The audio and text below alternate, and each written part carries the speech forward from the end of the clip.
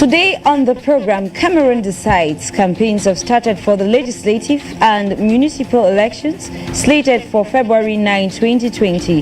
The outcome of the elections is expected to change the political landscape of the country for the next 5 years as a new political class will emerge. President Paul Biya, in his traditional end-of-year address to the nation on December 31, 2019, encouraged duly registered Cameroonians to actively take part in the elections. He reminded Cameroonians that the elections are holding under a special context. The bill on decentralization and local authorities that institutes the special status to the Northwest and Southwest regions have been adopted at the National Assembly and the Senate and promulgated into law. But then a bloody separatist conflict and political tensions are set to cloud the vote. The atmosphere remains tense and cloudy as separatists have vowed no elections. Several burning and killings have intensified in these two regions accused on the Cameroon military, while politicians in these regions who have declared to run for the votes have either been kidnapped or seen their properties torched. More deployment of the Cameroonian military has been made in recent days in the two regions to maintain peace before, during and after the elections. So we look at a part of the country where elections might not be successful and another part where it could go on smoothly. What does this mean? Secondly, today on the topic, another topic on the debate is analyzing Ambassador Tibonaj, Assistant Secretary for African Affairs, remarks while he gave an interview on a tour in Africa. He said Cameroonian officials are not doing enough to solve the separatist crisis that has killed more than 3,000 people in the country's English-speaking regions. While some see Naj as someone proposing solutions, others say he does not know the true situation and should hold back his opinions. Before beginning a 5-nation tour of Africa last Wednesday, he spoke to Radio France Internationale. In the interview, he said his mind bleeds because the separatist crisis in Cameroon has perished and there seems to be no solution in sight. He said Cameroonians in the volatile north and southwest regions love the country but then are not happy with the system of government. Now, putting to you the words of Tibonaj, what the people in the southwest and northwest want more than anything else is decentralization. They would like to have control over their own lives, their own historical heritage. Ernest Ateba, spokesperson of the ruling Cameroon People's Democratic Movement, said he does not have the mandate to speak to Cameroon, while separatists have also criticized him on social media for saying that Cameroonians are unified. They say they are fighting for an independent state called Ambazonia. So what do you make about these remarks and the controversy it has stirred? Hello, fellow Africans and viewers joining us from all over the world. It's the Pan-African debate on Afrique Media. And today we are talking about Cameroon. We are looking at the nation as they go to the polls come February 9th, 2020 to decide who is going to be representing them locally for the next 5 years. We're equally going to be talking about a top U.S. diplomat's latest statement or remarks on the media about the situation in the restive English-speaking regions of the country. Now, before we get into all of that, introducing our panelists, of course, in the studio, I would like us to, first of all, take this report by Emanuela Nyoki, who has been following up the preparations for the local elections in Cameroon, talking about the launching of campaigns by different political parties in the 10 regions of the country. I'd like us to listen to this report, and I'll join you right after that. Preparations ahead of the legislative and municipal elections slated for February 9, 2020 intensify at the different head offices of political parties retained to participate in the elections. Campaigns will officially kick-start today, Saturday, January 25, 2020. This goes in line with Section 87 of the Electoral Code, which stipulates that campaigns should be launched 15 days before the election day. 13 political parties are reported to have submitted their candidacy for legislative and municipal elections within the 15 days deadline at Elekam head office, reports have confirmed. The parties are the CPDM, SDF, NUDP, the UPC, the PCRN, PADEC, the ADD, the UDP, the OPDC, FSNC, the RDD, the URDS, and the AFP. According to Elekam head office, the governing CPDM runs for 142 seats in the National Assembly out of the 180 available. The SDF reportedly goes for 18 seats and the NUDP 4 and the UPC 3 seats. The prominent opposition party, the Cameroon Renaissance Movement, that is the CRM, will not be part of this race, as it was announced by the head of the party, Professor Maurice Kamto, advancing the unrest in the two English-speaking regions of the country and the shortcomings on the electoral code as reasons for his party's retreat. As for the parties who submitted their candidacy file, they now look forward to the electoral board to scrutinize the files and publish the list of candidates retained for the twin elections for campaign to truly begin. The strategies, which differ in the mechanism, however, have one objective of wooing the electorate to cast their votes in the favor of eligible Cameroonians who will be voting their representatives for the next 5 years. Though most political parties declined unveiling their campaign strategies, they noted that their tactics will highlight their political, economic, and social concept of different communities and the country's mechanism for eventual rolling out when it comes. Election Cameroon, on her part, is finalizing material preparation to ensure the hitch-free election. This is in accordance with the electoral code in its section 88, sub 1, which states that the general director of election shall, for every candidate, party or list of candidacy running for the elections, print a number of ballot papers equivalent to the number of electoral candidates registered, plus 1/4 thereof, as well as campaign ballot papers. The law equally provides that the maximum size of posters prepared for the campaign by political parties themselves shall be determined by decision of the General Election Board. Some sources claim that the SDF might not take part according to recent findings, but no official statement have been made on this. With the crisis in the country, some people are of the thought that the election should not hold. Rather, solutions to the crisis should be looked for, while others are not on the same page. Some in the northwest and southwest regions are wondering how they will vote with the fighting ongoing in their regions and what the impact of the absence of the SDF will have on these elections and how credible the elections are going to be if these claims of the absence of the FDF is true.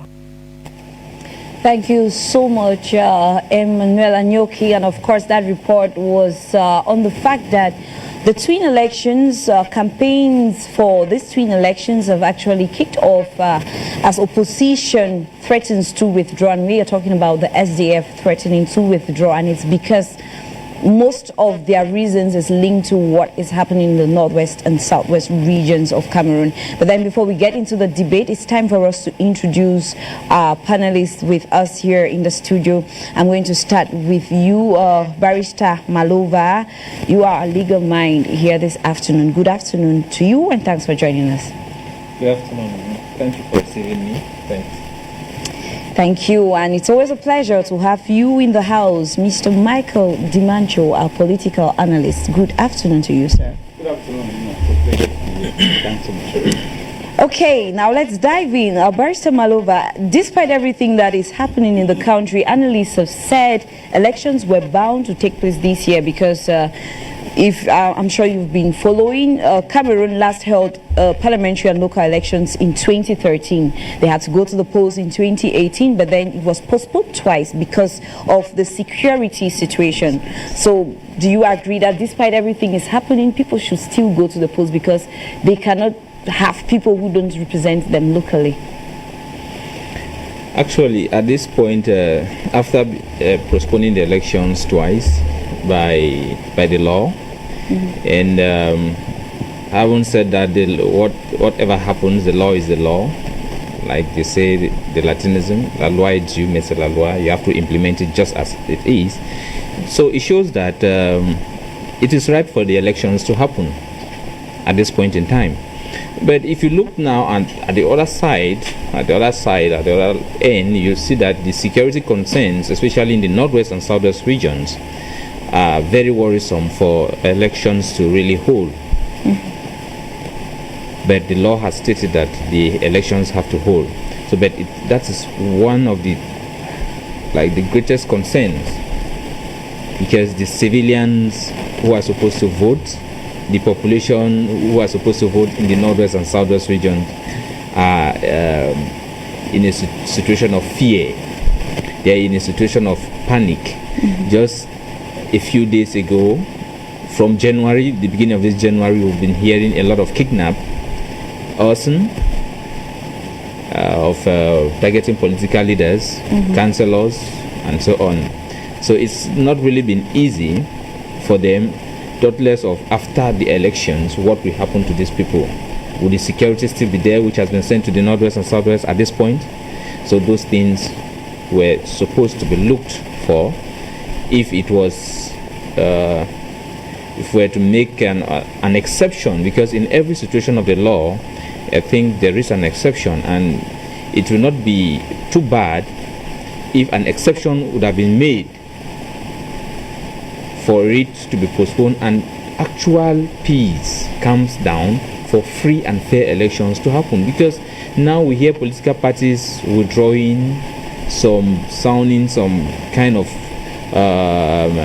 statements, which means that the political atmosphere is not a level land for everybody. I will bet you now that the campaigns have kicked off today. There are some political parties which are using aircraft to go and do campaigns. There are some political parties who don't have those logistics to use those same aircraft to go to their campaign grounds. So you see that the field is not level safe for everybody.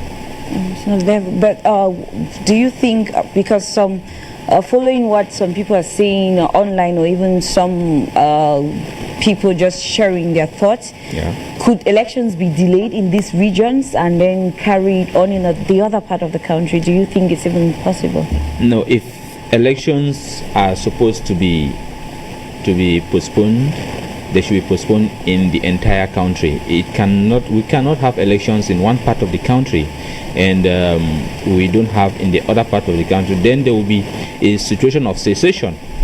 Then the government will be seceding one part of the country, will be dividing. Probably the word secession is too harsh, but it will be dividing the country. It will be that the northwest and southwest probably are not eligible to be part of the Great Cameroon. So if the elections are to be postponed for security concerns, because I know as well that the far north, they also have some security concerns, but not as but not as the situation we have in the respective northwest and southwest regions, that we have at least an arson or a kidnap every 5 days. For those who are not on the ground, can never know, but these are the realities that we are facing on the ground. Okay, thank you so much, Barrister Malova. Now over to you, Mr. Michael Dimancho. Let's talk about those parties that are not participating and those who are saying that they can withdraw, while others look at it as they are playing politics. Others think that what they are saying is actually genuine. What do you think about this? I think it is the right of every party to go in for elections or not, depending on the conditions of the elections. That is right. It is not a criminal act. The law provides for that. That if a party finds that the ground is not level enough for them to go in for elections, especially when they give genuine reasons like they're touching on the electoral code, which they think is not favorable for them, I think it's just right for them to stay away from elections. But I have quite a different view for those who are actually campaigning for people not to go and vote. I think that going in for elections and putting an empty ballot is also voting, and it creates for the ambience of the elections, and I'm a strong supporter of the fact that people should go in and vote. Whether you vote for this candidate or you throw in an empty ballot box, you are still expressing your view. That is what people don't know, that when you put through an empty ballot box, you are expressing your view. Imagine that we have 6 million registered voters, and 4 million or 5 million go and they through empty ballot boxes. Do you know the impact that can create? It will create a very big impact. Rather than staying away from the voting, I think that people should be much more actually expressive when it comes to issues, sensitive issues that touch on the lives of the nations like this one. And I must say here that the municipal and legislative elections, to me, are much more important to a common man than the presidential election, because these are the elections that touch immediately on the lives of the people, on the economic life, on the social life, on the cultural life of the people of the local community. And therefore, to me, these are elections to be taken very, very seriously.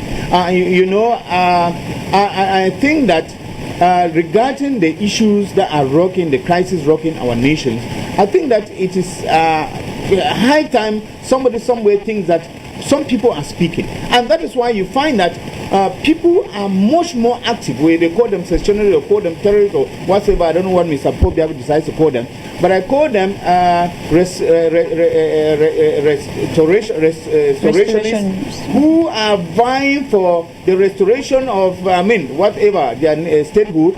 And they are very much strong in this election than they were in the presidential election. They want their voices to be heard because they know the impact that this election is going to touch on the lives of the people of that particular region called the Northwest and the Southwest region. And that is why they are doing everything possible, because one of their goals is that they should be cessation. I think that is one of the things they are vying for. And they believe that if there is no election in the Northwest and Southwest region, it will automatically mean that these two parts, regions of the nation, have automatically split up from the nation in Cameroon. That, as Barrister was saying, if we decide to say that there is no election, there should be no election for the whole nation. And therefore, if some part of the nation go for election and another doesn't go for election, it means that that part that has not gone for election is not part of the whole that is going in for election. And that is why the people are fighting very strongly to maintain the fact that they are a separate nation. And the government too is not lying low. You remember that during the last few weeks, the government has deployed about 1,000 military soldiers, 1,000 soldiers to the Northwest and Southwest region. And the entire major of the government, the general of generals, is in the Northwest region, and he spoke from the Northwest region to say that, and he is intimating that elections must hold, and that is why he has taken his own home in the Northwest region to make sure that elections hold, because he knows that if election doesn't hold in the Northwest and Southwest region, it is going to be catastrophic. Okay, Mr. Michael Dimantri, you're actually advocating for people to go and vote. Let me put it this way: if you're in the Northwest regions, Northwest or Southwest regions, let me really talk about the Northwest, because that's where most of the killings and burnings have been occurring recently. Would you go out to vote even with the military saying that there's going to be security and everything? Gina, remember that I have talked about two issues here. Okay. I have talked about, in a democratic nations, people campaigning for others not to go and vote. Political parties campaigning for others not to vote. Okay. And secondly, I have talked about the situation in the Northwest and Southwest region where people are vying for cessation. Those are two different issues. Now, in the democratic nation, I will vie for everybody to go and vote. Those who are actually coming for a change, because putting in an empty ballot will mean that you are expressing your view against the bad electoral code or against whatever thing you are complaining against. But in the case of the Northwest and Southwest region, whereby we realize that the rate of the insecurity is very high, and the people are actually totally vying for a state on its own, for cessation, and they are ready to kill anybody who goes out to vote because they want to achieve their mission. It is very, very lenient and very, very, authoritative on my part to tell anybody in the Northwest region not to risk his life, not to risk her life, to go out and vote. That is the issue, because you may not spill your blood because you are going to vote for a particular party, or you are going to vote. What changed when the people actually who are there, nothing is functioning, and we are going to vote for a change that will never come. So those are two different hypotheses I'm putting across. So in the issue of those who are in the regions whereby we do not have, like the issue of Northwest and Southwest region, I mean, they should go out and vote, and if they like, they put in empty ballot boxes. But the issue of the North and Southwest region, it is a delicate issue, which of course, I will not advise my mother or my parents or my brothers and sisters to go out and vote because of the fear of the unknown. That is what I'm saying. Yes. Okay, thank you so much, Mr. Michael Dimancho. And fellow viewers, if you're just joining us, it's the Pan-African debate on Afrique media. And today we are discussing elections in Cameroon. 2 weeks left before Cameroonians go out to decide who's going to be representing them locally. And just to let you know that this program is an interactive one, you can always join us using the numbers on the screen to tell us what you think about the upcoming elections. Tell us what you think by calling any of the numbers that will appear on the screen anytime from now. You can equally join others in the conversation on our Facebook page, Afrique Media. The program there is live. The program is live there on the page, and so many people are watching and commenting already. Now let me come back to the studio to our analysts. Back to you, Barrister Malova. With 2 weeks to go, how are parties in Cameroon's election doing? How do you think the different parties, about 13 parties that are vying for posts, how do you think they are doing so far? Well, today is just the first day for the opening of the campaigns. They are actually doing very well, to the best of my knowledge, except when it comes to campaigning in the two restive southwest and northwest regions, because no matter what we are doing now, I think that is the core of the elections. If we are talking about these elections, the key parts of these elections are the northwest and the southwest regions of Cameroon, where campaigning, in fact, not just everything moving from during, before, during, and after the elections will not be easy for the population of the northwest and southwest regions. So the various political parties going into the northwest and southwest regions will find it very difficult. Least they will end in the political capitals of these two regions and go back to Yaoundé or wherever they are coming from, because saying that a political party will move from Boya to Ikondo Titi or to Benakuma, then they need the support of the Cameroonian military. And some have argued that probably just members of the ruling party could have this privilege. I don't know, and the others couldn't. Yes, campaign. Let's be frank. Let's be frank here. That's why in the beginning, I made a statement that the playing field, because what we have now is a playing field. The elections are a playing field. The playing field is not level for every political party as it stands. There are some political parties that we know are just within some divisions. There are some political parties that are within a region, and there are some that are nationwide. Like the ruling party has its tentacles right to the grassroots of every nook and corner in Cameroon. Yes. They have the human resource to man any kind of election. They can use an aircraft to go wherever they want to go. They have the security, they can do whatever. But if you look at the SDF, can the SDF have the same, can they boast of the same morals, can they boast of the same logistics? But the SDF is an old party. It's an old party. There are some divisions in the northwest and southwest that know only the SDF. Yes, there's no doubt about that. But what I'm saying is, do they have the same capabilities? Can they match the standards of financial resources and the manpower and everything? You remember, seriously, before you have a meeting, you have to do what they call authorization. But we know that, like, the ruling party will mostly, before you know it, they already have the authorization for a meeting.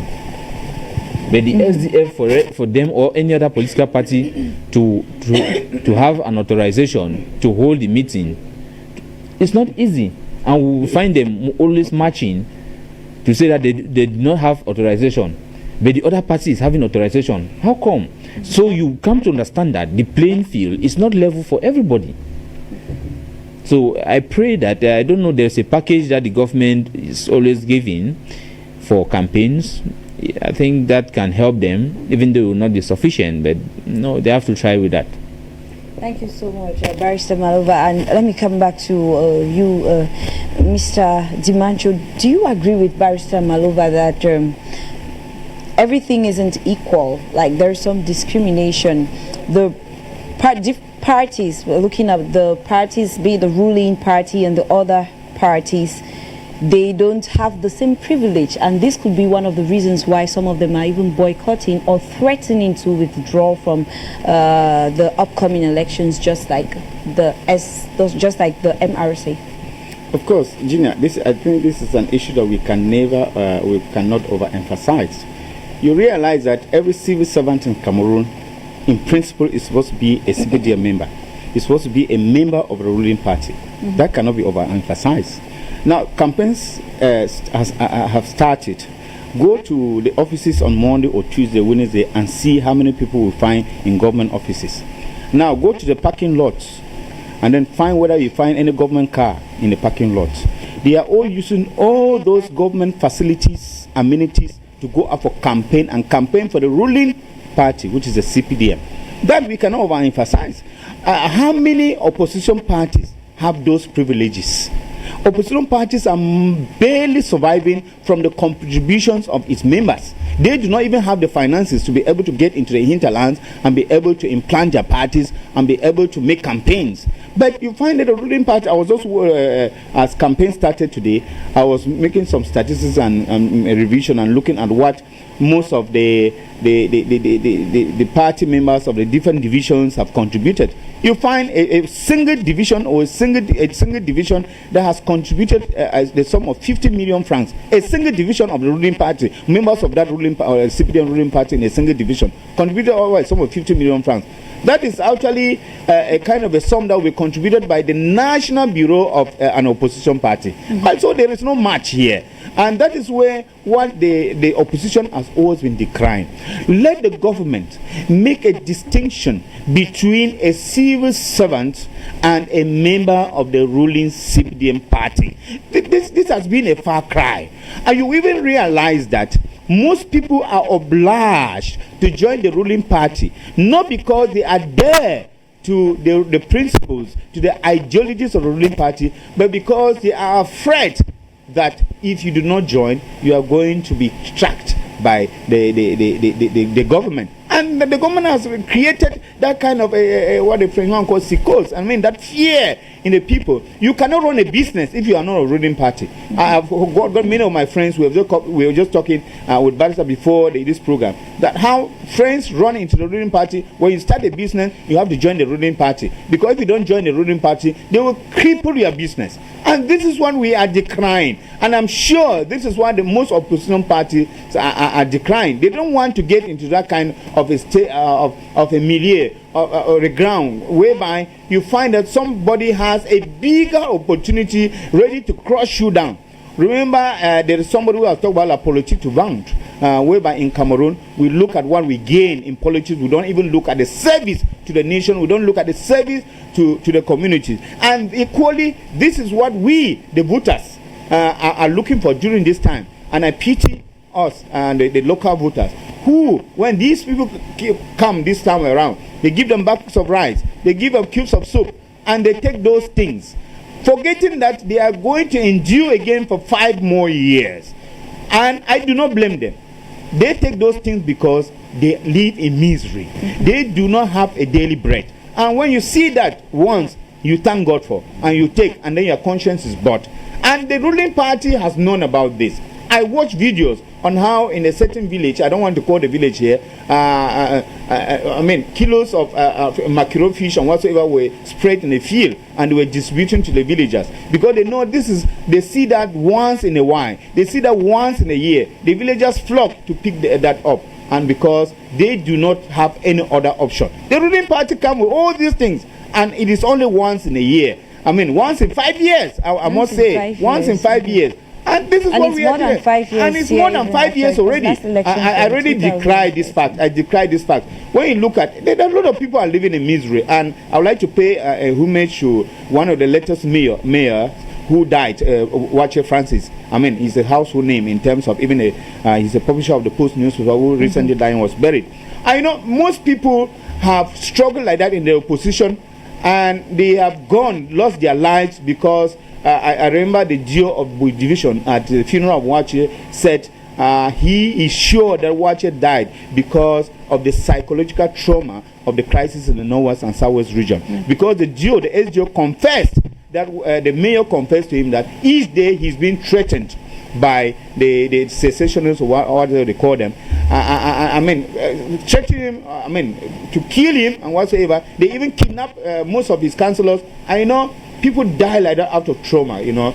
So we are talking about some of these things, and people are just there in Yaoundé. They are feasting, they are dining and feasting on people's taxes, and they are just doing what they want to do. And when this time comes like that, we expect that people should be open-minded and go to the people open-minded and give promises that they are going to hold on to.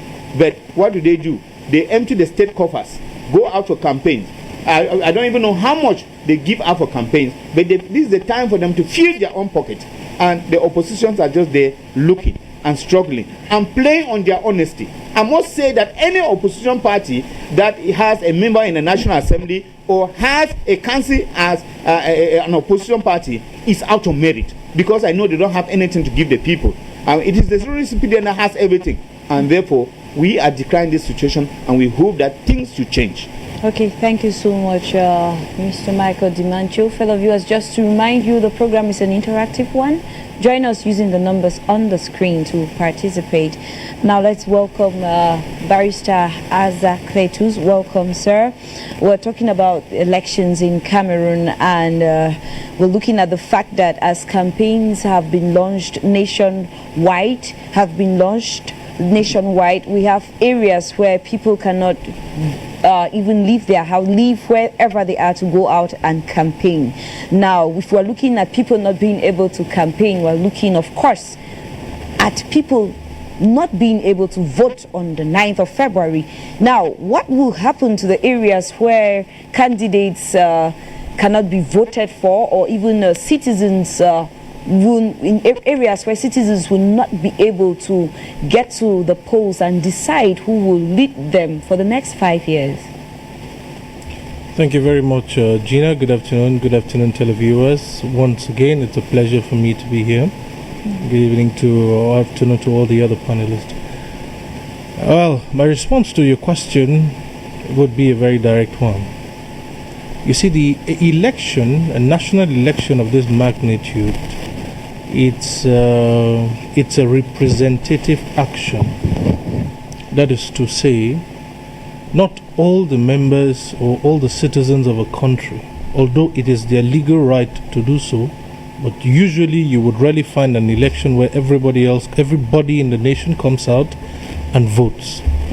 So therefore, it goes to support what I said earlier, that it's a representative activity. So you may have some people that will come out to vote. You may even have people who have registered to vote, but on that day they don't turn up to vote. Again, it is their right either to go there and actually do the voting or not. In terms of people living in areas that are inaccessible for what reason? I want to understand it is mainly for security reasons, and then of course we'll be making reference to such areas such as Northwest, Southwest region, and maybe possibly some areas in the north of the country, where of course we also see that there's instability and threat to security going on there. Well, the English-speaking issue, it's been going on for a while and continues to go on, and we know, of course, for certain, this particular situation read its ugly head 2 years ago when we went in for the presidential elections. That was in 2018. Not all the areas in the country, and especially Northwest, Southwest, came on board again, and we did not have massive turnout for votes. even though at the end of the day, Elecam records showed us the contrary. Again, we are still found in a situation, similar situation, and the same threat which we had 2 years ago, that the secessionists threatening the people not to come out to vote, that again has been pronounced. Now people are scared whether they can actually go and vote in full security, whether the military, the thousands or hundreds of military elements that they have taken down to the northwest and southwest can actually really guarantee the security of the people that will go out there and vote. It is a technical issue, but maybe from a legal perspective, like I said, it's not everybody necessarily needs to come out to vote. Okay, so it's a representative activity, but then the state has the responsibility to make it comfortable and to put all the measures in place necessary for all the citizens to go out and exercise their civic duty. It is the state that has that responsibility to guarantee the security and safety of people and of property in going out to carry out their civic activity. The state says, of course, we hear pronouncements from the Minister of Territorial Administration and also the Minister of Communication, most recently, that continue to insist that the situation in the northwest and southwest regions are under control. But you and I, every day, we get to see shocking and despicable images of arson.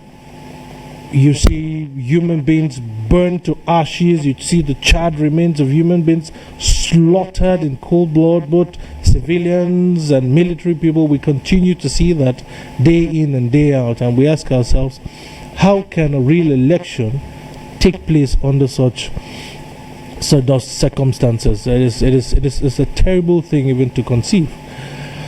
But I think that it is in the interest of the government to put its feet on the ground to say that elections actually will take place in northwest and southwest, and actually take place, because of course it's been popularly said that if elections do not take place, if national elections do not take place in these two regions, then it means that secession has actually, been recognized, that the northwest and southwest regions are no longer parts of Cameroon.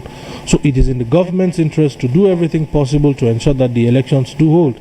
But I doubt how effectively they can do that, because one of the greatest issues is the fear which has been instilled in the minds of the electorate in those parts of the country by the secessionists. And not only that, even the heavy presence of the military in those parts, I believe itself has a psychological consequence on the minds of the people. No, you go around, you can't walk around freely. You find uniformed men, some in uniform, some dressed in ordinary outfits, and carrying weapons and guns all about. It doesn't make you feel, really comfortable and really feel that you're safe. It means that there's a threat around you. That's why the gun is there. So the gun can either be used to protect you, or the gun can be used against you. So I think it's a dicey situation, and there have been calls, and I join my voice to such calls that elections should not take place under such circumstances.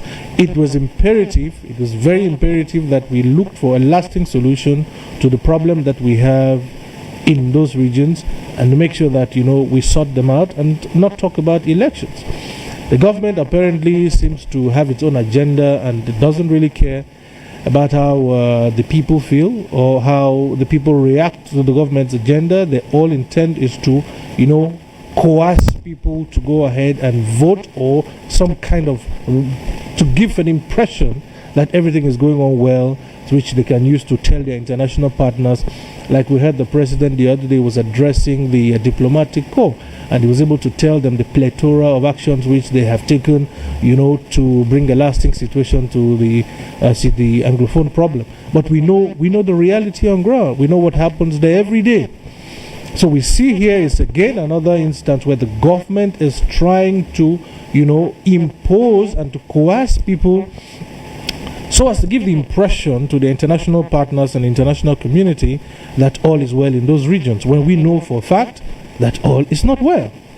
Okay, with everything you've said, Barrister Azza, do you foresee a situation where there are going to be post-electoral complaints just like in 2018 because of some areas that are not accessible, or where leaders are already feeling, or maybe I'll say candidates are already feeling cheated even before going to the polls?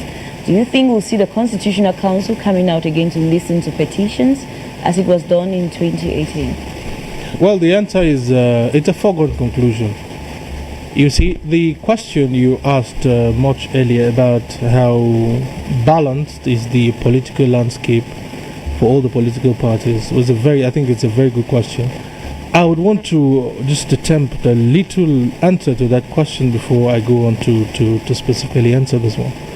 You see, if you look at the legal framework, which is one of the reasons why the MRC party decided that it will not go in for the elections, somebody like Kawala had raised this a whole long time to say that she cannot get into any elections, be it presidential or local elections, under the same legal framework. That's to say, the Electoral Code of 2012. It is a document which is very, very impartial and unfair to all the political parties. All right, and one of the aspects of inequality within the legal framework is you find that it is the President of the Republic who has the power, the constitutional power, to appoint major actors who decide who wins an election in this country. For example, Ilekam, he appoints the director of Ilekam, the president of the board, and all the members of the board of Ilekam. This is can lead to possible compromise, wherein the individuals who are there will not do their job in true objectivity and transparency. They would definitely want to do it to please the person who has actually appointed them to sit in that position.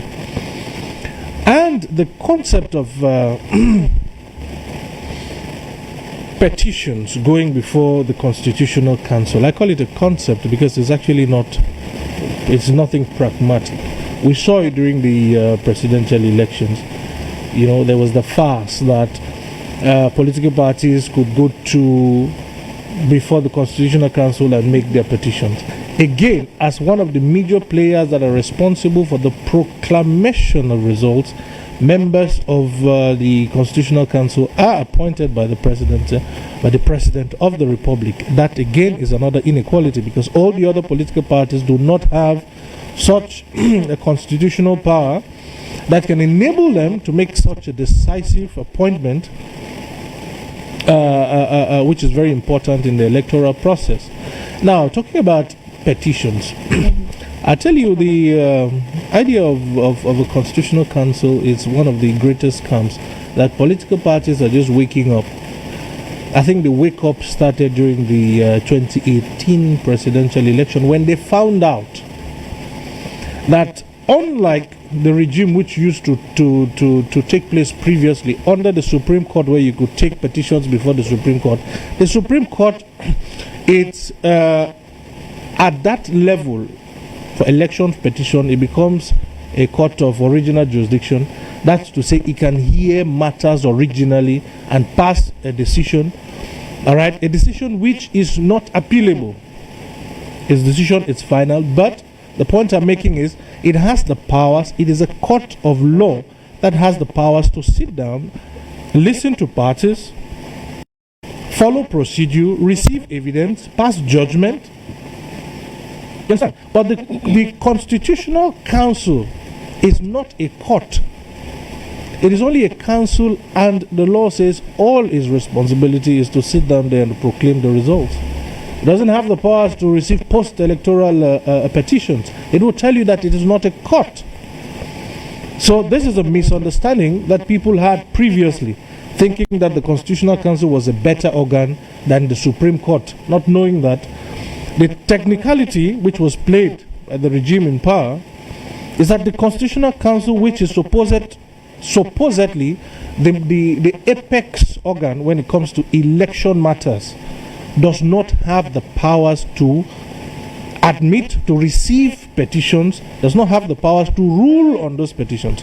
The only power it has is to receive election results which has been submitted to it by Elecam, and to proclaim those results, mere proclamation of results. So that's to mean, if there are any issues which come up, a party that is dissatisfied with the results of the election and says has very good case, like we saw the MRC having a very good case during the 2018 presidential elections, where you had the Fcfa, that you had some pieces of papers that were just picked up from right, left, center. They were not in conformity with the prescriptions of the electoral code, but they were admitted by Elecam and they were used to make up the results which were eventually proclaimed by the Constitutional Council.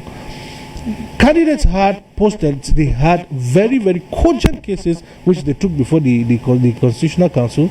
All the best they could do was accommodate, listen to all their brilliant submissions, and at the end of the day, it tells you, I'm sorry, I do not have the constitutional power to function as a court. I am not a court, I am only a council, and all my powers is to proclaim the results which have been brought before me. So the thought of having post-electoral petitions in Cameroon is a farce. It's not existent, it's not pragmatic, it is not possible. So anybody going into the elections, any political party going to elections, should know up front that if there are any irregularities, the only opportunity where they may have to raise to raise any objection will be at the level of the vote counting in the polling stations and right up to the divisional counting office. If it passes the divisional counting office and goes right to the national counting office in Yaoundé, there's nothing else that you can do. Okay, thank you so much, Barrister Isaac Cletus. Fellow viewers, if you're just joining us, we're discussing the twin elections in Cameroon as campaigns have kicked off nationwide.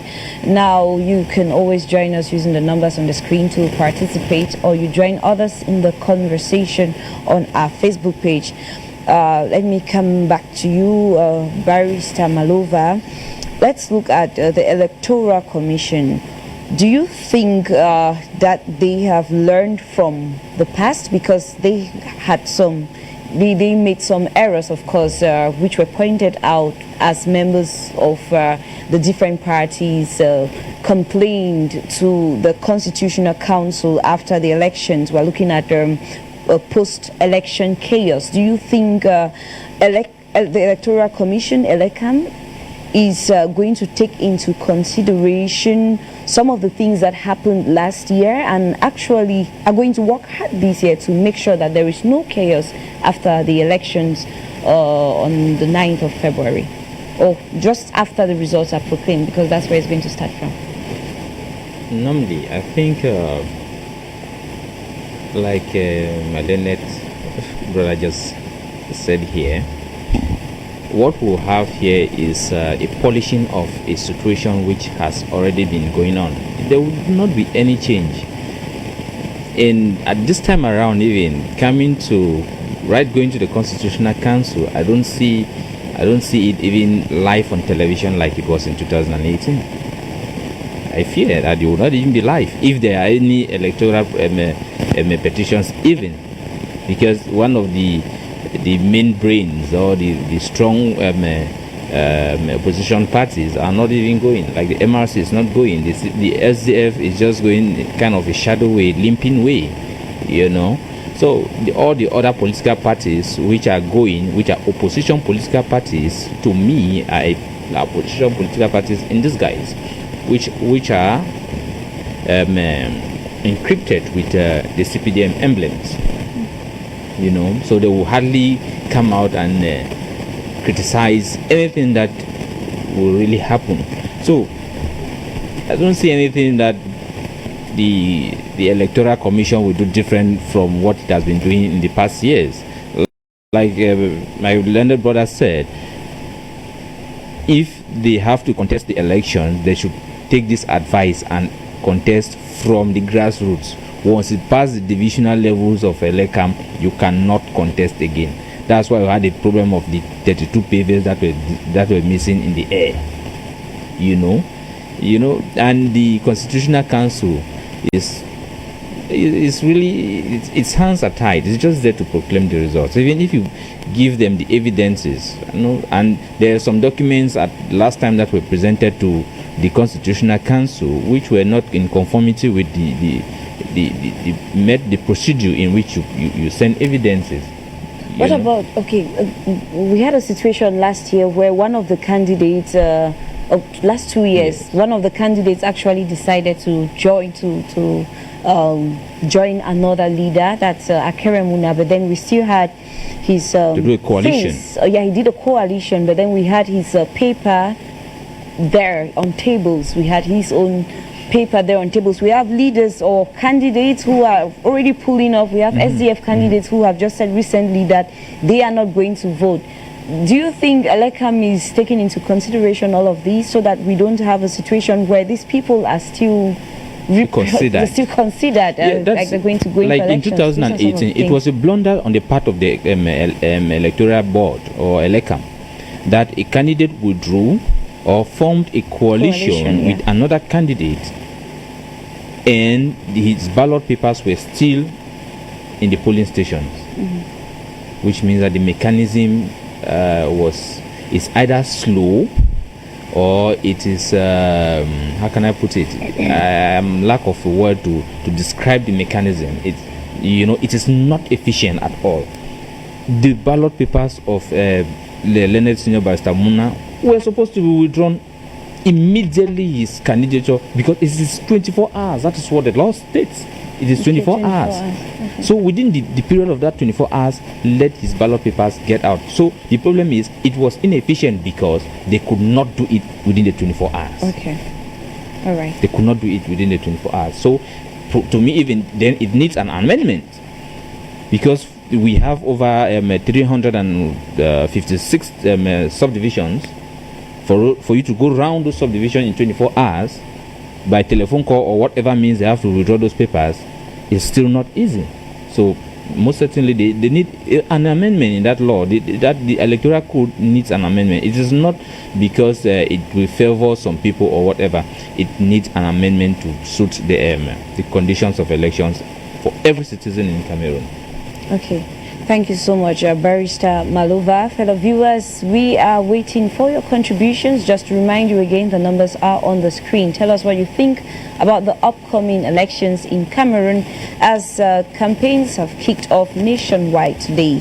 Now, Mr. Michael Dimancho, while we're looking at all of this, it's important that we talk about the vulnerable people, and we are looking at those still in the northwest and southwest regions who are going to suffer from a lockdown starting from February. I think it's going to be 5 days. February 6th is going to be a 5-day lockdown, and during this period the restorationaries have told humanitarian organizations to suspend all activities in the northwest and southwest regions during the election lockdown, meaning those who need aid will not receive till after the lockdown. What do you think about the vulnerable in this situation, people who will be suffering because the restorationaries do not want people to vote? What do you think about them? What do you think about the humanitarian organizations who might as well go ahead or risk their lives to get out to give them the aid that they deserve? Well, it is a pity, Gina, but I must say that this is not the first time we are talking about a lockdown, and this even is lesser days even to what has happened in the past. We have had lockdowns of 10 days, and the people have been very, very supportive. We decry that. But as you see, this is a war that is far from ending, and I think Yaoundé should be able to get clear on this, that the people are determined. We decry the situation because the people at the grassroots, as you say, are the most vulnerable of all. They have nots. Those who are barely surviving are even those who feel it more. Because when we talk about a lockdown of 5 days, 6 days, imagine those who live in towns like Bamenda or Buya or Limbe in Kumba, those who are not able to stock their homes with food for these days. You can imagine the kind of life that people are going to lead for this number of days. Just take example of us who are in Douala here on elections day. I remember the election day of 2018, the presidential election. Just a single day, I saw people panting for breath, and I saw people who felt as if they have suffered for almost a month. You know, just because of a single day that shops were not opened, people went through hell. I imagine what could be happening to the people in the northwest and southwest region. And as I said, it should ring a bell to somebody that this is a war and that the people are actually determined to make sure that nothing holds. But again, you should know that the government has all the interest to make sure that even a kind of a masquerade kind of elections takes place in that region, because it's to the interest of the government.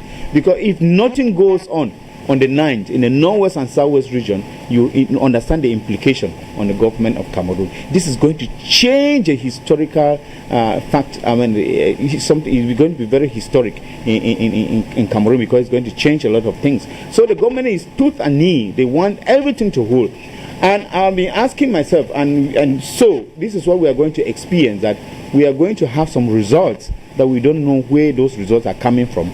But the government is going to produce results, whether elections hold or not. We are going to watch and see a kind of a movie that the government is going to actually play on this 9th of February.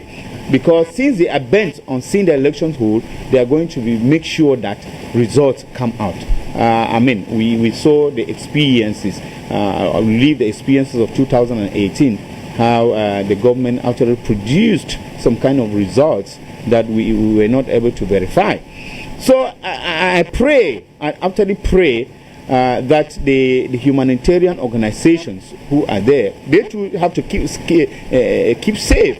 You know, it is a pity that most people who are actually vulnerable are women and children, you know, and I cry for them. I cry for them, because even in a situation of war, there is always a way in which a space is created for humanitarian organization to reach out to these people. But in the northwest and southwest region, we have not seen this. When there is lockdown for humanitarian organization. There is lockdown for everybody. Even in schools, there is lockdown. I mean, there are certain issues whereby we consider that they should be sacred. And like I've always said, schools, our schools are temples. Our schools are like temples of learning. And once the school is touched, it is every household that is felt, you know. Nobody can stay indifferent when an issue concerns school, because we think about school is an issue of continuity. And in the 21st century, we cannot joke with that. And therefore, when we talk about lockdown, we also mean that there will be lockdown in terms of schools. Schools will not go on. I mean, we should begin to think about some of these things. And this is how it has been happening. And the government thinks that it is going to solve that through a military kind of iron fist. And that is why they are sending over 1,000 soldiers to the northwest and southwest region. I do not think this is going to solve a problem. You know, like the barrister said there, seeing military, to me, I think that it is much more frightful, even going out, when the military are out in the northwest and southwest region. NGOs have reported that it appears as if the military in the northwest and southwest region are not fighting those they call the terrorists. They are actually fighting every Anglophone male and female that they find on the street. And this has reports, there are disturbing reports that are coming on. And you read the Amnesty, the Amnesty International report that just came out. And I read, there are a lot of disturbing facts about some of these things. And I just think that if it is a reasonable government, rather than forcing in this issue of the call elections, I do not know for what reason why the government has to force it. They have postponed it 2 times. And the 3rd time, I still think that the reason why they postponed the 1st and 2nd time should still be the reason why they should even say that elections should not hold. There is enough reason to see that nothing has worked, and let us come back, sit down, arrange what is wrong with our country, and then elections can come. I don't think that it is a matter of, and except they see that this is a government that is already going down the drain.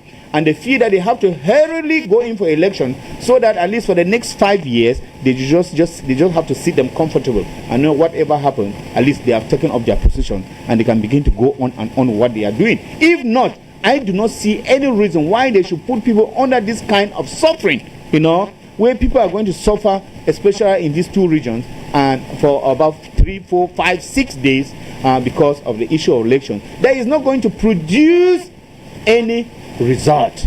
If already they are kidnapping councillors, they are kidnapping mayors, they are threatening people, they are killing others, then what elections do we think are going to hold? I don't even know who are those election observers that are going to stand at a polling station to be able to observe elections. I think we should be very, very reasonable, and that is why the far cry is elections are not necessary now. Those elections are meant for the local community, and the local community has felt that nothing is going on well for them. The crisis in 2016, one of the reasons was because of the issues of the local elections, or the municipal election, or even the legislative election. They gave complaints that touch on that, and therefore those things have not been solved, and they are coming back with the same elections. It's like a provocation to the people, and I think that the people are much more joining the voices of the restorationists to say that there should be no elections because their cries have not been heard. Okay, thank you so much, and I'm going to go out with just go ahead before we I wanted to add something to what Mr. just see. The very funny situation in this election is, even after the elections, who are the mayors that will occupy the positions in councils like Ekondo Titi, in councils like Menji, in councils like Benakuma, in councils like Bui Division? Understand? Who are these people? Because right now, the councillors and the mayors are not there. So if we are even hurrying to make elections, who do we want to occupy these seats which are not being occupied they stay, at this time? Are they going to be back home, or? That is it. There will be now. Then that means that we'll have mayors who are IDPs, who are somewhere in Yaoundé and Douala, just by name, that they are mayors in the councils which are in the northwest and the southwest region, especially in the interlands. That's what I just wanted to say. Okay, thank you. And we have this latest development on elections. Cameroon, Barrister Azza, they have launched a free toll number 1508 to facilitate communication from now to election day. You could call Elecam for information concerning the electoral process. Now, let's look at the use of free toll numbers in Cameroon. CONAC has one, and other institutions have free toll numbers. Do you think that this number is going to help solve some of the irregularities that voters experience or were spoke about during the 2018 elections in Cameroon? They complained that they did not have anybody to reach out to because they could not find the names on the list, or they did not know where they could go to vote. So with this free toll number, will some of the irregularities be reduced on vote day? It could help in its own way, I think, but it is really not the crux of the matter when we are talking about how transparent and credible the elections are going to be. I want to believe that the toll-free number can only be useful for purposes of minor logistical complaints. For example, ballot boxes have not been received in this center. We have more voters here than ballot papers. We have not received some documentation or something related to the elections. Or maybe better still, they would want to open it to say, if you see that there's an irregularity that is going on or an electoral malpractice, you can call into that hotline and ensure that you pass across your complaint. But then, if that is actually the objective, I ask myself, would it not, of course, have been better if the toll-free number was maybe manned by some other organization different from Eleka? Because of course any complaint that will come in, they may still have the free hand to sit upon it. And let me, of course, you see, in everything, there is each person has an objective for whatever that they do. It is the objective of ELECAM to ensure that they have organized elections, successful organization of elections. That is their mandate. Successful organization. So they need to give people the impression that that has been done. They have put everything in place. They have put in place a toll-free number, or they have put in place offices that are closer to the people, or they have done this, they have done that. But the real aspects that I think border upon these elections that we are talking about, that's not going to be addressed by a mere toll-free number. There are more pressing issues that I think ELECAM should be able to put in place that can guarantee that the elections are actually free, fair, transparent, and credible. But I'd like to also want to talk a bit about the question you just asked previously, really about, the accessibility of some areas that, may not be accessible to vote. See, like I said, ELECAM, there's no change that any reasonable Cameroonian would be expecting at this point.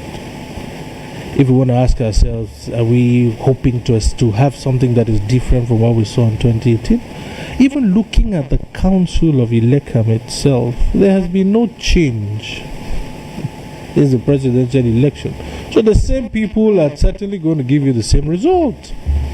The only person that they've just put in there is Madame Delphine Sanga, who is clearly very aged, and doesn't look fit to be able to take that kind of responsibility of somebody who's on a fit, somebody who's mentally and physically fit to oversee elections.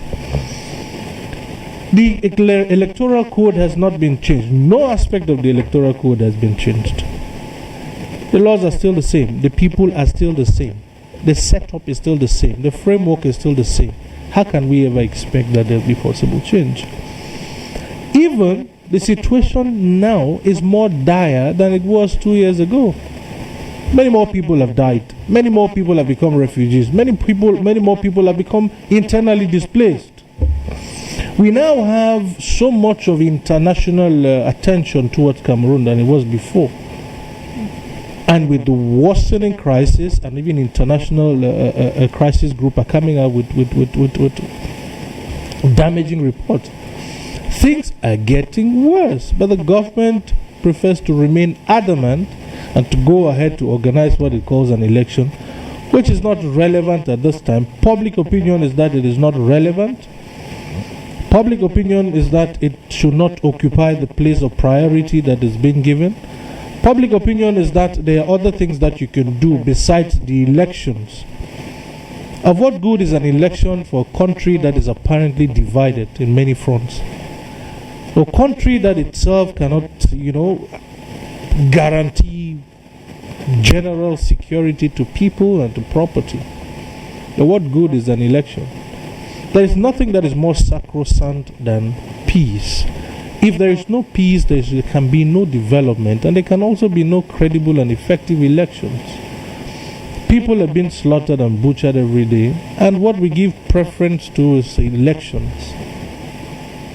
I think that we have lost every sense of humanity in this country, and particularly the government is leading us. It has lost every sense of humanity. Because they must have their way, because the elections must hold, so that they'll be in a position to tell their international partners that everything is working well in this. It doesn't matter whether everybody down there dies or not.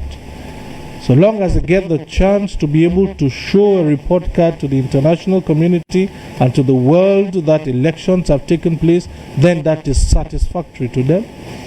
This is terrible. Sometimes we say to ourselves that the white man, we want to go down to history and see the kind of carnage and barbarism with which the white man has treated the black man. But this is a real life situation in the 21st century where we do not even care about the life of our brothers and our sisters of the same skin. And yet at some point we'll say our problem is the white man. Look at how we treat ourselves. It is despicable. It is so shameful that you have an issue that is burning in this country. People are losing their lives. Even to lose one life is enough. It is one life too much, and yet we are talking about 12,000 lives, about 12,000 lives that have been lost, and they continue to be lost. And all we sit down and talk about an election that you cannot even see the importance. And of course, the normal question that people have been asking these days, of what use, of what effect is the parliament of this country? That is to say, the National Assembly and the Senate. How objective are they? These are matters which they are festering in this country because our own parliament that is supposed to sit on national issues fail in their duties, in their constitutional duties to debate on these issues and bring the executive to book to ensure that a lasting solution is proffered to this. It is provocative. It is provocative. And what is the essence? A parliament that cannot respond. We needed the European Parliament to sit down and hold debates on what is happening in our country while our parliament is mute. We needed the UK subcommittee, the US subcommittee on foreign relations to sit down and discuss about Cameroon, what's happening in Cameroon, whereas our National Assembly and Senate do not give a damn.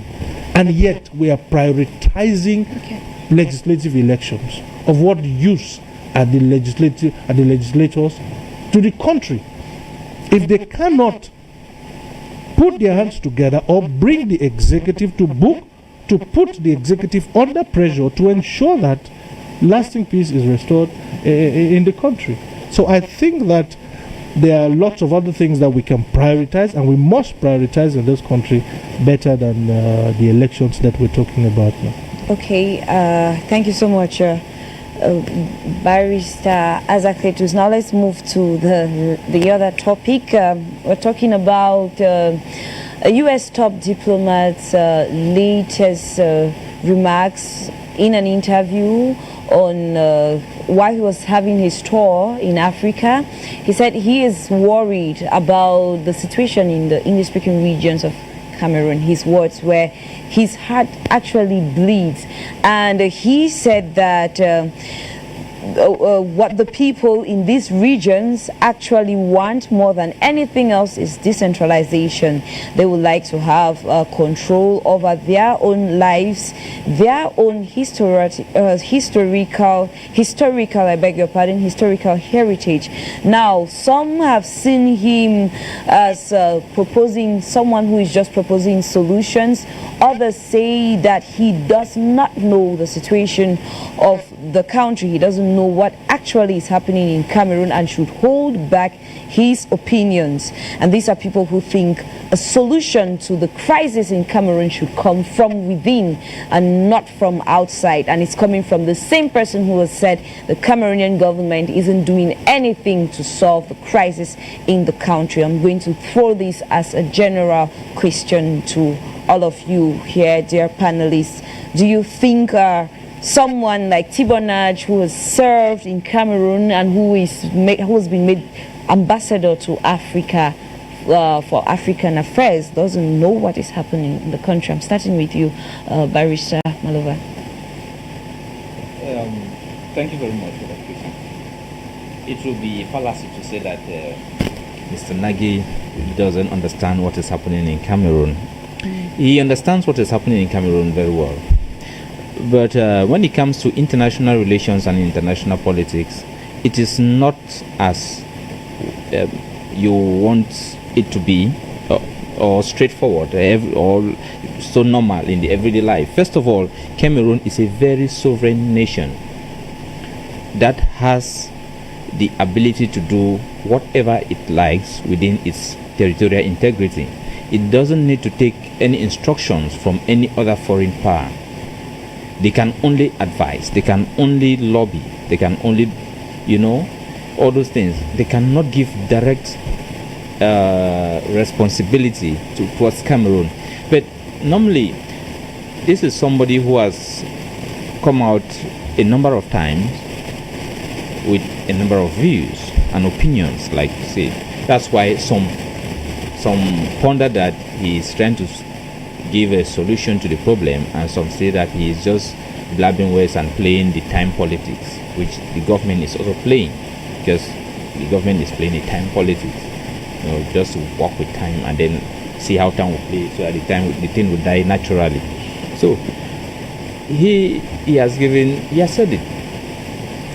Over 3,000 souls have been lost and continue being lost. And he has said it clear that the government of Cameroon lacks the willpower, lacks the foresight to solve this problem. And that is true. We are where we are today because we think that it is force that will solve this problem. It is not force. It's a dialogue like we are here. And it's a dialogue open without any preconditions. What happened in Yaoundé in October? It's October, right? Yeah, it was in October. Yeah. Ending September, early Yeah, October. the idea was good.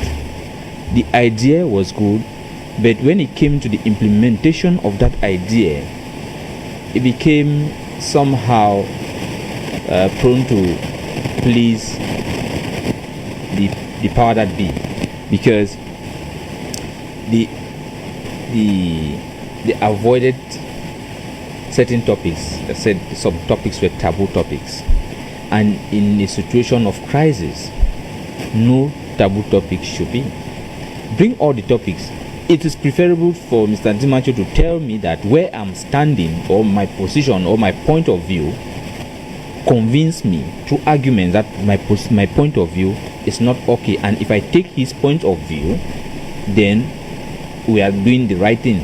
At that point, I would think if where I'm standing is okay, rather than forcing me that what I have cannot and will not be discussed, and it's only this that will be discussed. Then you see that you are moving away to a particular direction. That is why we are still where we are today in this crisis. Okay, thank you so much, Barrister Maluba.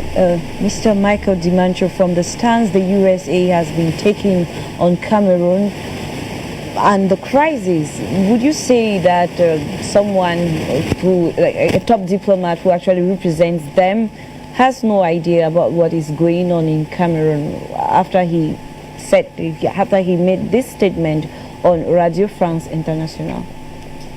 Gina, you should understand that this is an issue that touches much more on diplomacy. I want to stress very much more on the issue of diplomacy. And usually we say that there is no permanent enemy and there's no permanent friend, but there is a permanent interest. That is what diplomacy is all about. And one of the things that a country does, like the US, when this interest is not forthcoming, is what we call la diplomatie du carrefour. This is what the US Thibault Nagui is doing, because they have long wanted to achieve. Remember that it is the US interest in Cameroon. It is that is pushing the US through Nagui to make these outings. It is not the US interest on Cameroonians that is pushing him to make all these outings that he's doing. There's a whole lot of noise about it. But let us not be carried away by this. If you look at from where Nagui started, he had a very, very harsh tone when he started the first time. And we said, oh my God.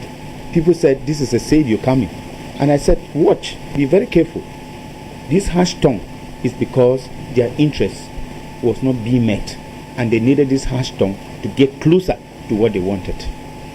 Now, they started by frightening Cameroon to say that they will reduce the military aid. Even though Agua, they even put Cameroon from there. And recently, it was last week, the maritime security, they increased aid on that. To show you that the US knows what it is looking at. Another issue about the U.S. concerning Cameroon, and of course the Central African region, is that the UN has one of the biggest embassies that you have in the whole of Africa in Cameroon. That was not a gift. They know exactly their interests as far as Cameroon is concerned. Thibault Nagui has worked in Cameroon. He knows Cameroon very well. He knows the potentials of Cameroon. He has led America to get interest in Cameroon. And Cameroon, being mastered by another master, which is France, has been pulling strings. And America coming out to say that, okay, they are the one talking and nobody has to talk. France has already other countries in Africa, and America is only trying to bring in its own influence in Africa. They need this kind of a harsh way in order to come to Africa. When Omar el-Bashir was ousted, Nagui made a statement that this is the headache that America has gone over. Now our next step is Cameroon. People opened their eyes because Bashir was a stumbling block to America. Now in Cameroon, Pobia seems to be a stumbling block to the US. He started by giving a very harsh tongue. Recently, with Maurice Kamto, you realize that the tongue was lessened. Maybe people don't even know the tongue went down. People think that Maurice Kamto went and actually had a kind of a romance, democratic romance with Thibault Nagui. No, it is the way things are supposed to follow. Nagui was at first talking about a federal state. Mm-hmm. That is what he started on his footing. He said the two English region needs to go back to history with their federal state. But recently, what did we hear? We heard about decentralization. And according to Nagui, he wants to make the world believe that what they call the federal state is the same thing as decentralization. But we are saying no, it is not the same thing. But it is not a mistake that he said that. It is because of the nearness that he is to the demands of America as far as Cameroon is concerned. So, I don't think there is anything that we expect. We think that there is a kind of a magic kind of a solution that America is going to bring to Cameroon. Let we, the Anglophones, open our eyes. I remember when some of these diplomats, they opened their mouth to speak. You find all messages around. Anglophones are so happy. They are sending messages around to say this one has spoken this one has spoken, Cohen has gone and this Bass has said this. And I said, you people should be very careful. These people do not love us. They are coming to suck our minerals and get away with it. So, I think Nagui is playing his own politics and is in diplomacy. That is it he's supposed to do. But we have to know what we are looking for. And that is why I had a problem with some of these guys who went around the diaspora. Some already went signing contracts with international organizations on how they are going to exploit part of our oil. They are going to do this, they are going to do that. And I said, be careful. This is not where we are now. The first thing that we are going to do is to ensure that our aspirations, our demands have been met before you get into this. I'm one of those people who has constantly stood for the issue of a federal state. Because in this kind of a 21st century, where nations are coming together in the global stage, nations are coming together to form a strong force, it is very wrong for us to be talking about a kind of a secession. Let us first of all take our federal state that we had in 1961. We work on it. And of course, the government of Cameroon knows that when we have the federal state, it is a gradual process to us getting out. One step before the other. You don't put the cart before the horse. And therefore, our destiny, whatever that we are vying for, as far as this struggle is concerned, lies in our own palms and in our own hands. The blood that we spill, we should remember, we are the ones to be accountable for the blood. It is not the UN. It is not Thibault Nagui of America. It is nobody, no foreign body that is going to account for. So we need to be very careful and concert as a person, as a people with a heritage, with a cultural heritage. We talk about education, we talk about the judicial system, we talk about this. How are we working to put this thing, to handle this thing before talking about how we are going to run an independent state tomorrow? Thank you so much, Mr. Michael Dimancho. And now to you, Barrister Azakletus. What do you think about the Assistant Secretary for African Affairs remarks? It's caused a lot of controversy. Some are saying he should keep back his opinions, and others are saying, especially when he touched the fact that Cameroonians need decentralization. Many of them are looking at those in the northwest and southwest regions. What they actually need is decentralization. Many people said it's false, and they've called him, they've said he's not straight, that in the beginning, just as Mr. Dimancho said in the beginning, that's not how it started, or he started, he has changed. Do you think there is something that we are not actually seeing, that the lay Cameroonian isn't actually seeing? I just want to call it diplomacy. Yeah. Is he being diplomatic, or is he actually stating things the way they are? Thank you, Gina. You see, the aphorism that Thibon Agé does not understand the situation on ground, I believe, is a fat overstatement. I think Thibon Agé is a gentleman, and I think that he is shown us by his numerous outings on this particular situation that, one, he is a friend of Cameroon. Two, he incarnates the values of a great nation like of America. And three, he's a very fine diplomat. Why do I say all those things? We have watched we've witnessed his repeated outings on this. He was in Cameroon here the last time on the 18th of March 2019. He was here, met with the President of the Republic. He has continued to make outings on Cameroon, and most recently over France 24. He says the situation in Cameroon is one that gives him sleepless nights. In October 2019, I remember also granting an interview. He said the US cannot side with a brutal dictator that is adamant to change. He was making reference to the president of Cameroon. Before the US Subcommittee on International Relations, I watched that video where he said, in his view, in his opinion, the war cannot be won militarily. Again, he has said recently, in his opinion, as an individual, he does not think that secession is a viable option or a lasting solution to this problem. Everybody has a right to their opinion. Where he says his opinion, he makes mention and says, in my opinion. If you ever listen to what he says clearly, in his opinion. You see, the US is a very influential nation. And like my learned colleague said, yes, Cameroon is a sovereign state. Is a sovereign state, in quote. I'll always say is a sovereign state.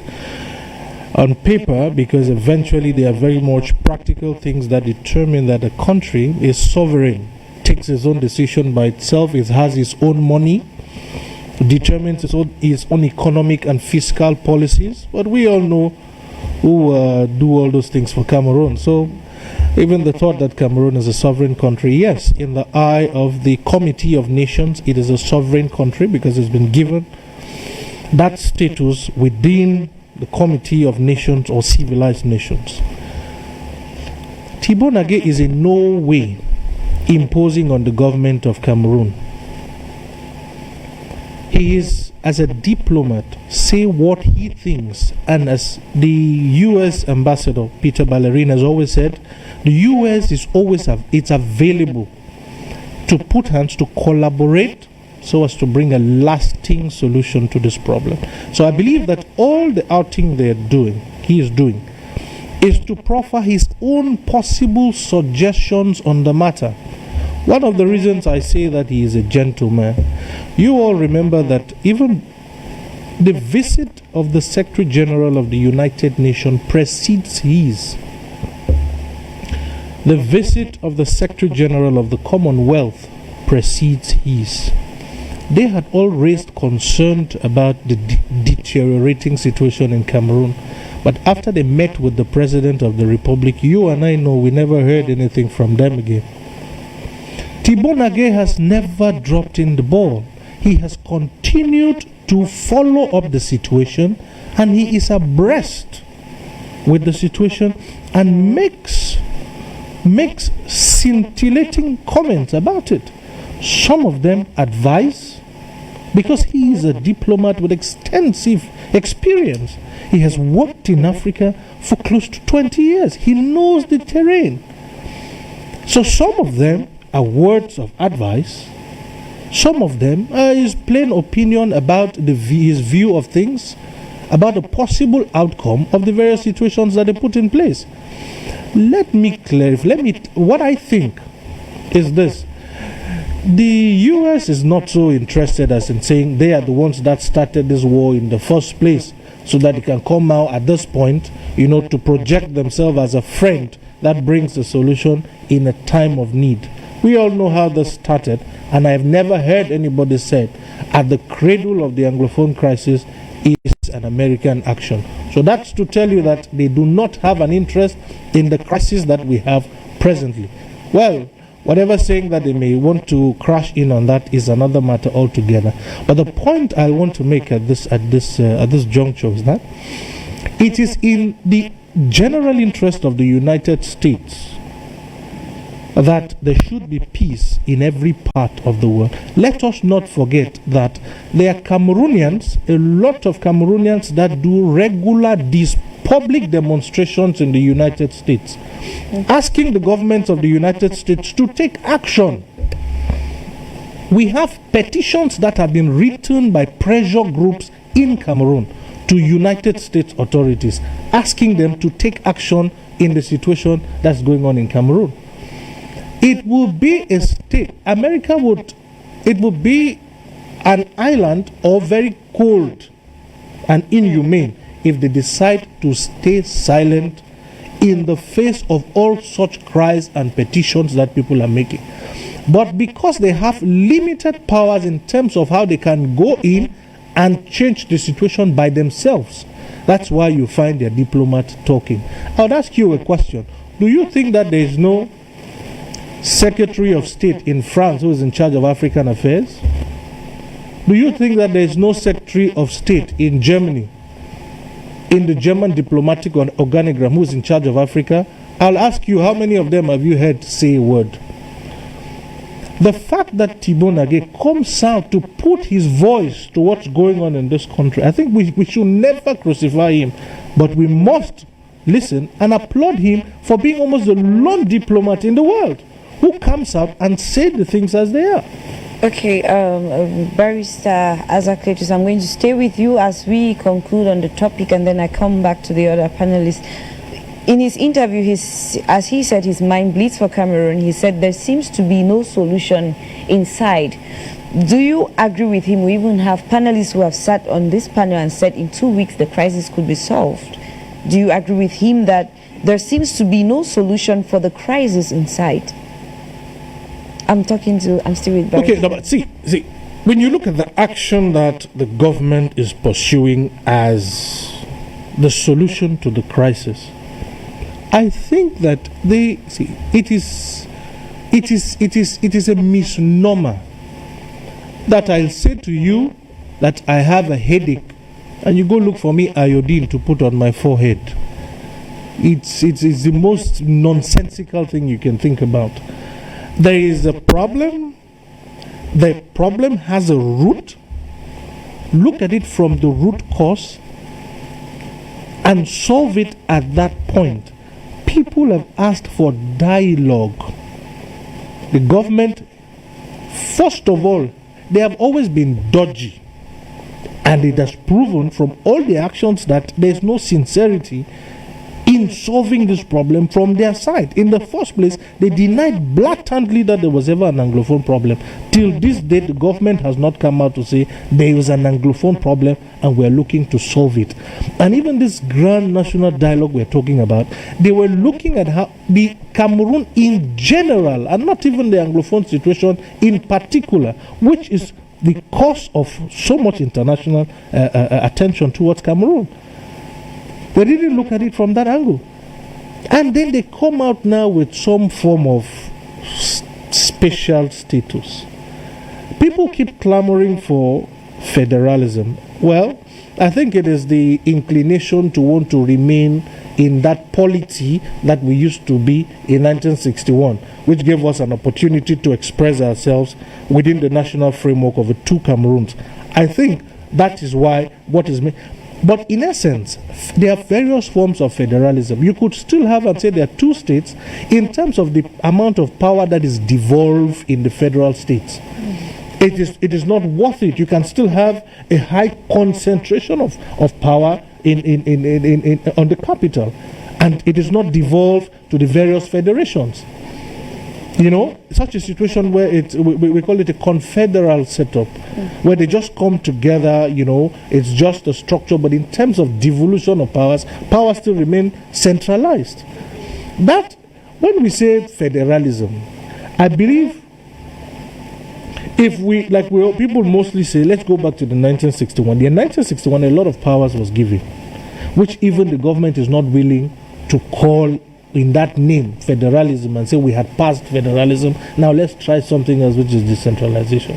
Again, decentralization comes, like Thibault Nagé says, it is not effective. What will solve the problem is effective decentralization. If you still have powers that is devolved to the various regions, and they have the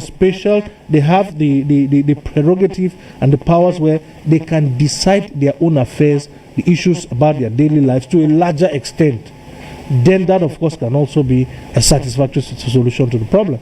But I think it is not just the name of federalism that matters, it is actually what comes in the package, which is what Thibault Nagé seems to be saying. Effective decentralization is what will solve, because if power is devolved from the central and, you know, shifted down to the regions, and the Anglophone regions, they are giving some kind of specificity to recognize, you know, they are different from all the other regions of this country. I believe that that is what will solve it. But the government does not seem to be going in that direction, because even the new law on decentralization, we heard shockingly from the minister in charge of decentralization the other day that the 2020 budget, which has been approved by the National Assembly and promulgated by the head of state, did not take into consideration the expenses.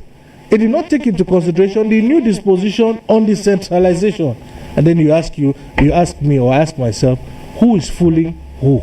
Okay, thank you so much, Barrister Azza. Cletus, we have Mr. Michael on the line. We understand he has been trying to get to us, but finally the lines are open. Hello to you, sir, joining us all the way from Douala. Thank you so much for joining us on the program. You can go ahead with your contribution, Mr. Michael.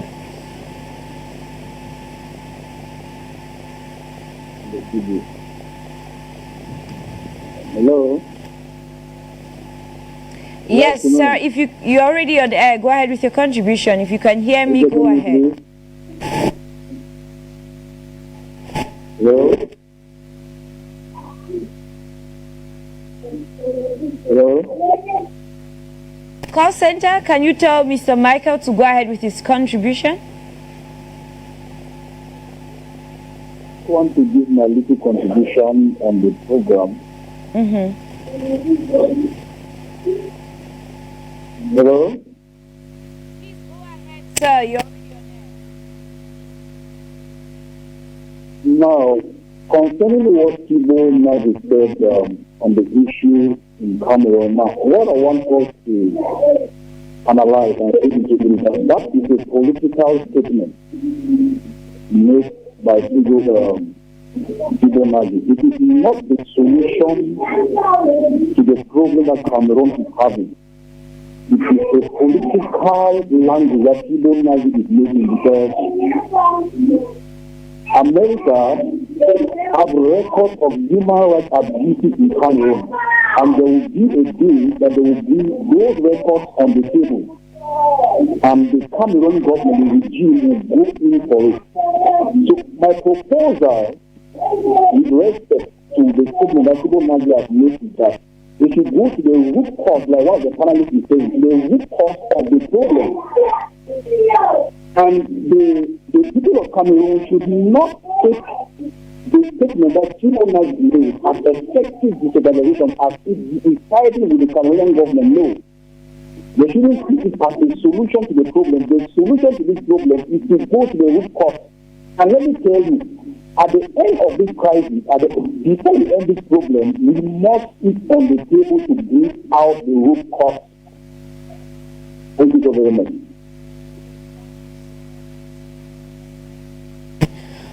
Now, let me come to you, Barrister Malova. While Maurice Kamto was on his tour in America, he met with Fibonacci. They had a meeting and they discussed about the political situation in Cameroon and the crisis in the English-speaking regions. Both of them agreed that there should be another national dialogue. Do you agree? To an extent, I agree. But if it is a national dialogue, like my learned colleague said, the package that comes with that national dialogue, as I also said, should be different. It should not be a national dialogue to talk about the issues concerning the four cardinal points of the nation, but it should be a dialogue to solve the impending and the most pressing issue which has put Cameroon on the spotlight in the last 4 years. Mm-hmm. That means the Southwest and the Northwest should have the majority say in the dialogue. And all topics, every topic should be put on the table. There should not be any taboo topic. They called it a genuine national dialogue. Genuine national dialogue. And to me, it has proven, first of all, to me, it will just be another farce. It will be another farce. To me, I've sat on this program and I said, if I'm given probably the next 3 months, I can solve this problem. Yes. So it is not just the national dialogue. I think this national dialogue needs a third eye. It needs a third eye, which means that we need probably the United States to be a party to it, so that they can listen to both sides talk, and then they come now with a conclusion. Because just within it has been shown that there is a lot of bad faith. With the bad faith, nothing can happen. Others will argue with you that the third party should be another African country. Why the United States? Okay, that is just, I just said the United States, okay?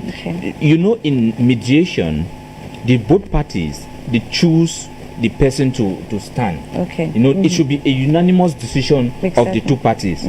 And there, the two parties, you and I, we know them. It's not a hidden secret that we don't know them. We know the two parties. You know, so the two parties must accept that, okay, if we are calling Ethiopia, no problem. If we are calling Sudan, no problem. Whatever country we want to call, it should be a unanimous decision from the both parties. They will accept and sit down on the table and they make their various proposals with no taboo topic. And there will be exchanges. And after that, there will be a solution. Probably you will not get all what you want. You too will not get all what you want, but there will be a dichotomy. There will be a dividing point where you come and at least you have some satisfaction that you went to something and you're coming back with something. Not this situation of the special status which we don't know how it's going to look like. Even us who are in the legal profession, we are still very dumbfounded in the whole thing. Okay. Thank you so much, Barrister Malova. Mr. Dimancho calls for another national dialogue. Do you agree with the MRC leader who was touring the US and Canada and made this statement? Do you agree that Cameroon should have another national dialogue? Well, call it whatever it should be, because we have not seen the fruit of the dialogue that we had, Gina. And before I come to that, I would still want to talk on issues of foreign intervention in our affairs. I keep on warning Africans, because we have seen experiences of people who come and they behave like the Savior, Jesus Christ. I'm still talking on the issue of Thibault Nagui, where many Cameroonians were taken away and say they have somebody, a foreigner, who is coming for them. Whatever lofty words he comes to offer to Cameroonians, we should be very, very careful and eat with him with a long spoon. You remember that one of the greatest regrets of Barack Obama was the war they waged in Libya. And Thibault Nagui is just a small undersecretary of state. And remember that in Libya was actually Barack Obama who was in the forefront saying in 2011, Gaddafi must go, Gaddafi must go. And in 2018, 2015, he openly said, I'm sorry, one of my greatest regrets is that we went to war in Libya.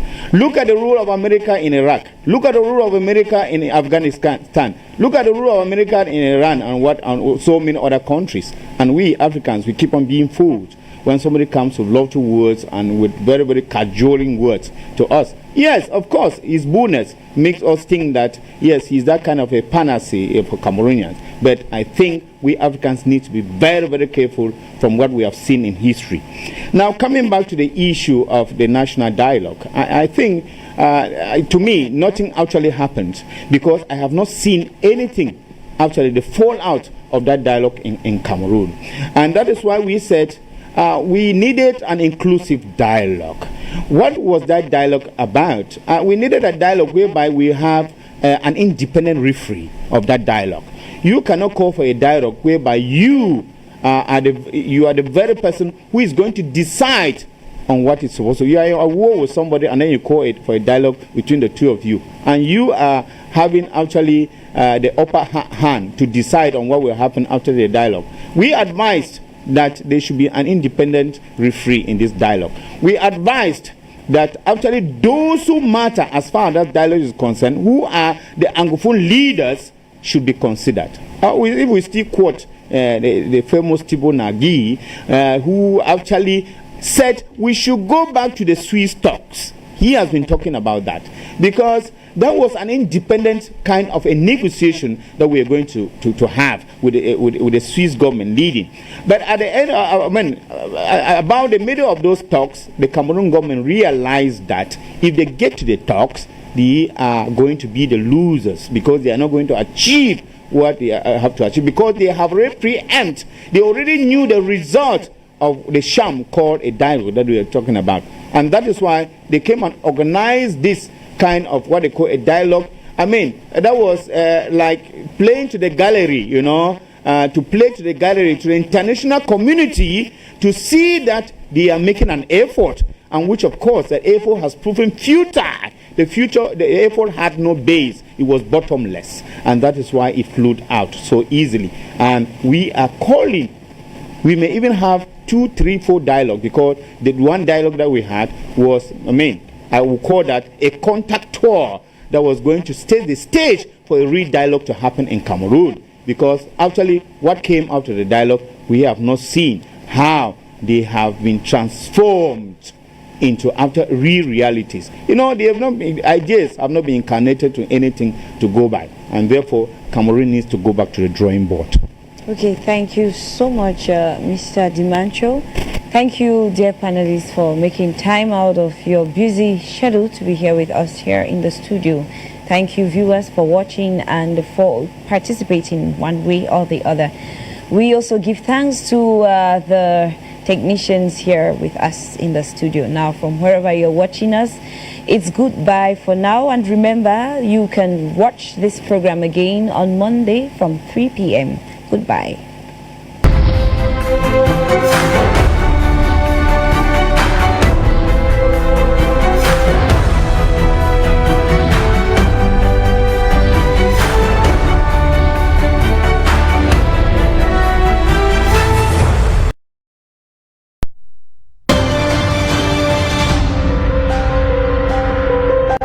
Makombo, yeah.